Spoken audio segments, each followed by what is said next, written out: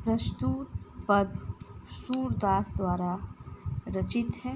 सूरदास भक्ति काल के प्रसिद्ध कवि माने जाते हैं। सूरदास की बहुत सारी रचनाएं हैं। सूर साहित्य, सूर सारावली, सूर सागर, साहित्य लहरी इत्यादि।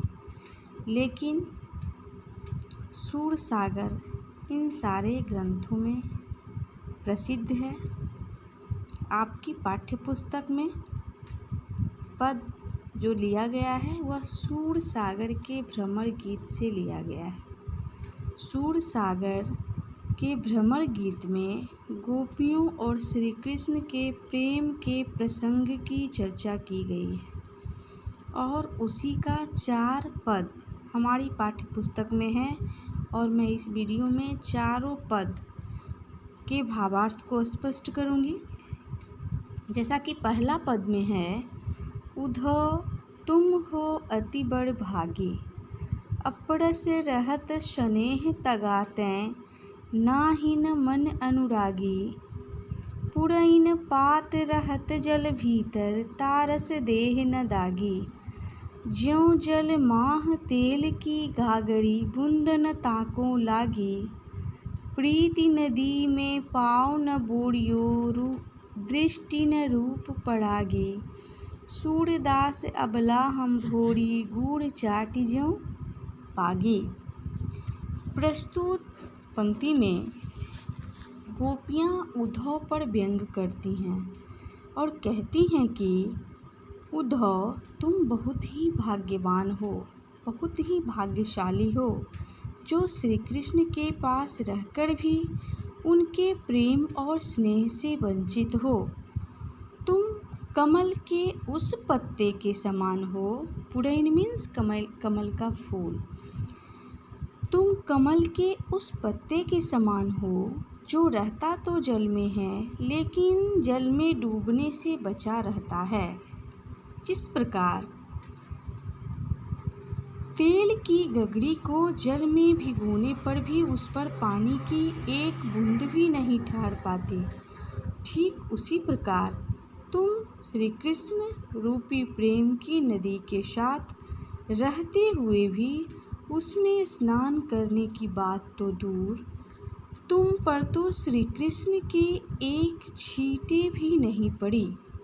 तुमने कभी प्रीति रूपी नदी में पैर नहीं डुबोया। तुम बहुत विद्वान हो, इसलिए श्री कृष्ण के प्रेम में नहीं रंगे, परंतु हम भोली भाली गोपियाँ, इसलिए हम उनके प्रति ठीक उसी तरह आकर्षित हैं जैसे चींटियाँ गुड़ के प्रति आकर्षित होती है। हम भी उनके प्रेम में यूं ही आकर्षित हैं। अब हम दूसरे पद की चर्चा करते हैं।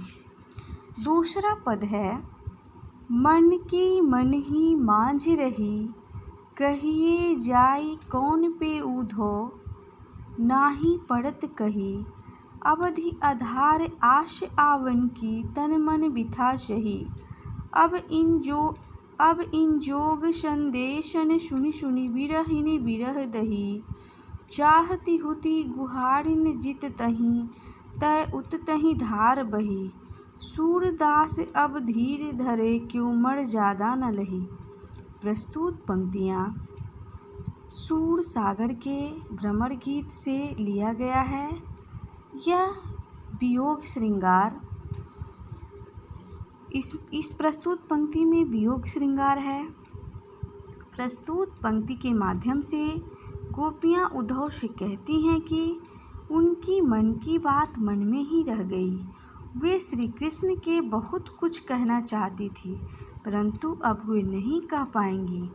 वे उद्धव को अपना संदेश देने का उचित पात्र नहीं समझती हैं और कहती हैं कि उन्हें सिर्फ श्री कृष्ण से ही बातें करनी हैं। गोपियाँ कहती हैं कि इतने दिन से श्री कृष्ण के लौट कर आने की आशा को हम आधार मानकर तन मन हर प्रकार के विरह की ये व्यथा सह रही थी, लेकिन ये सोच कर कि वे आएंगे तो हमारे दुख दूर हो जाएंगे, परंतु श्री कृष्ण ने हमारे लिए ज्ञान योग का संदेश भेजकर हमें और दुखी कर दिया है। हम विरह की आग में और भी जलने लगे हैं। ऐसे समय में कोई अपने रक्षक को पुकारता है, परंतु हमारे जो रक्षक हैं अर्थात श्री कृष्ण वही दुख का कारण हैं। हे उद्धव, अब हम धीर क्यों धरें, कैसे धरें, जब हमारी आशा का एकमात्र तिनका भी डूब गया है। प्रेम की मर्यादा है, प्रेम के बदले में प्रेम दिया जाए। उन्होंने प्रेम की मर्यादा का उल्लंघन किया है। नेक्स्ट तीसरा पद में कहा गया है, हमारे हरी हाड़िल की लकड़ी, मन क्रम बचन नंद नंदन उड़, यह दीर कड़ी पकड़ी, जागत शोभत स्वप्न दिवस निशि, कान्ह कान्ह जकड़ी, सुनत जोग लागत हैं ऐसो ज्यों कड़वी ककड़ी, शूँ तो व्याधि हमको ले आयो, देख सुनी न कड़ी, यह तो सूर तिनहि लौ सैपो, जिनके मन चकड़ी। प्रस्तुत पंक्ति के माध्यम से गोपियाँ श्री कृष्ण को गोपियाँ उद्धव को कहती हैं कि श्री कृष्ण उनके लिए हाड़िल की लकड़ी की तरह थे।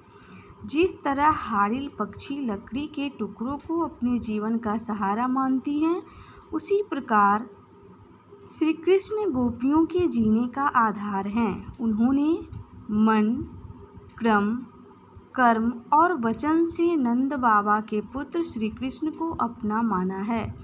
उन्होंने श्री कृष्ण के बारे में बताती हैं कि ये हमारे रोम रोम में सोते हुए, जागते हुए, स्वप्न में भी बसे हुए हैं। उन्हें उद्धव का संदेश कड़वी ककड़ी जैसा लगता है। गोपियाँ कहती हैं कि उन्हें कृष्ण का प्रेम रोग लग गया है। अब आपके कहने पर योग का रोग नहीं लगा सकती, क्योंकि हमने तो उनके बारे में न कभी सुना, न देखा, न ही इसको भोगा ही है, भोगा ही हूँ। आप जो यह योग संदेश लाए हैं वो उन्हें जाकर सौंपे जिनका मन चंचल हो। हमारा मन पहले ही कहीं और लग चुका है। नेक्स्ट चौथा पद है, हरी है राजनीति पढ़ी आए, समुझ बात कहत मधुकर के, समाचार सब पाए, एक अति चतुर हुते पहले ही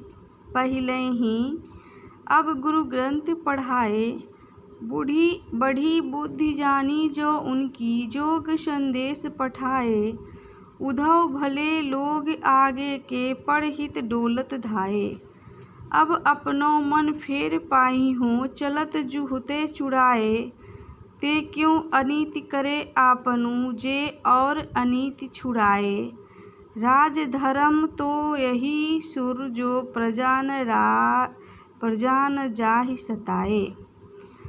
प्रस्तुत पंक्ति में गोपियाँ कहती हैं कि श्री कृष्ण ने राजनीति पढ़ ली है।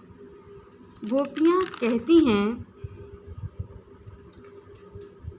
श्री उद्धव से व्यंग्यपूर्वक कि वे तो पहले से ही बहुत चालाक थे।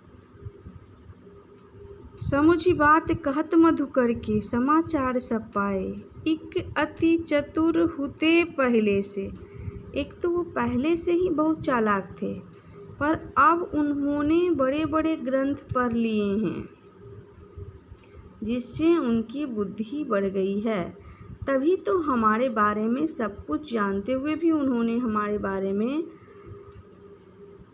उद्धव से योग का संदेश भेजा है। उद्धव जी का कोई दोष नहीं है।